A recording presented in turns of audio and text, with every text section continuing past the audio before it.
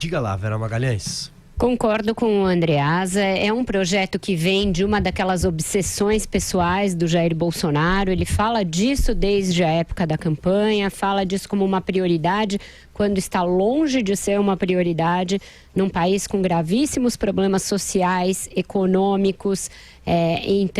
Eleger isso uma prioridade a ponto de o presidente se deslocar com uma entourage de ministros até o Congresso, fazer lá um discurso ao lado do presidente da Câmara por um projeto que, em vez de ser civilizatório, ele é um retrocesso em muitas práticas, é realmente assustador e mostra o nível de descolamento das prioridades que ainda existe no governo, tá? Apesar de esta semana e a anterior terem mostrado avanços aí na questão da relação com o Congresso, mas Bolsonaro ainda parece muito preso a essa pauta que é personalíssima, por assim dizer. E aí nisso ele enreda um dos ministros mais técnicos do governo, que é o ministro Tarcísio de Freitas, que foi chamado lá a um púlpito para explicar, tentar dar um verniz técnico, contornos técnicos a esse projeto que tem esse viés de agradar a base bolsonarista, a base ali dos caminhoneiros, e também mostra uma despreocupação muito grande com questões como saúde pública, como segurança no trânsito, segurança das pessoas, uma mobilidade mais moderna e mais eficaz.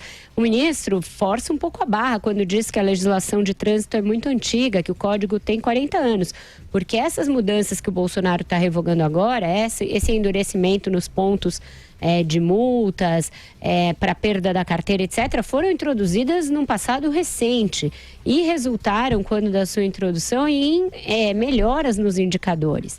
Indicadores que estão sendo desconsiderados para essas mudanças agora. Então, acredito que alguns aprimoramentos serão feitos pelo Congresso. O próprio ministro Sérgio Moro já tinha demonstrado uma certa contrariedade quanto àquela outra obsessão do Bolsonaro relacionada ao mesmo tema, que é a de diminuir o número de radares nas estradas. Então, eu acho que, por exemplo, essa falta de exigência de exame toxicológico é algo fadado a cair se o parlamento tiver responsabilidade e quiser mesmo dar um grito de independência programática em relação ao governo. Então, é importante que se discuta essa matéria com seriedade, chamando especialistas, cotejando o projeto com dados, com números, porque é assim que se faz leis que aprimorem. Um dos pontos que o Andreas achou ruim, eu acho positivo. Esse negócio de ampliar a carteira de 5 para 10 anos. Não vejo necessidade de você renovar um documento de 5 em 5 anos, a não ser que ele tenha sido cassado ou sustado por pontos, que aí tem todo um procedimento que você faz para reaver a habilitação, e nesse caso é correto. Mas no caso de um motorista que não infrinja a legislação de trânsito e não tenha, portanto, a carteira cassada, não vejo por que a renovação de 5 em 5 anos. Mas a redução dos pontos eu acho algo bastante, um retrocesso bastante grave. E aí, Alexandre? Olha, toda questão técnica, quando é politizada, é um problema, né? Eu não sou técnico de trânsito, então eu não me sinto habilitado para entrar no mérito específico dessa alteração. Acho que é uma questão dos técnicos de trânsito para discutir. É claro que eu, como motorista, tenho a impressão que algumas vias que a gente transita têm limites de velocidade muito baixos. Eu entendo quem faz uma certa gritaria em relação à indústria de multas, mas, de novo, eu não vou ser leviano para dar um parecer técnico quando não sou técnico, e é uma questão que deveria, sim, ser blindada de proselitismo político, de agradar A, B ou C, e a palavra final deveria ser sempre a segurança do motorista e do pedestre, como especificamente disse agora o Andreasa. Eu não sabia desse caso particular que ele contou dele e enfim, que também aumenta a minha vontade de não entrar diretamente na questão, que eu entendo todas as questões emocionais e pessoais que envolvem isso. Então, de qualquer jeito, o que eu apenas, para fazer um comentário totalmente aleatório, o presidente, quando foi apresentar a medida, ele falou que essa medida mexe com todo mundo, que ou você conduz ou você é conduzido. Isso lembra o famoso non ducto, como é que é? Non ducor, que é do brasão da cidade de São Paulo, que é eu não conduzo, não sou conduzido, conduzo.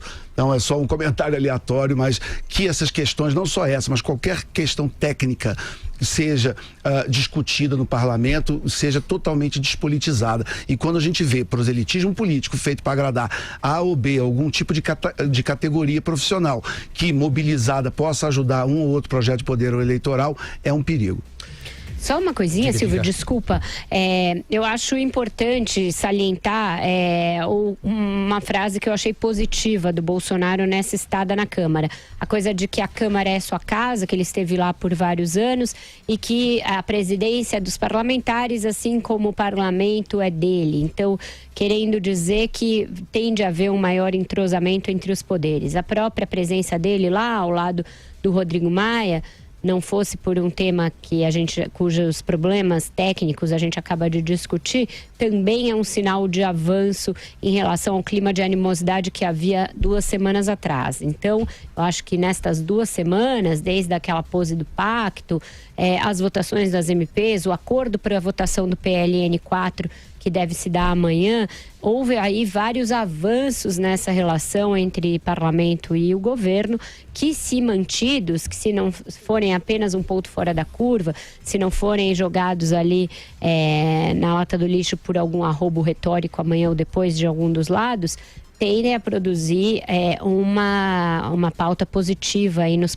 próximos meses, a conferir.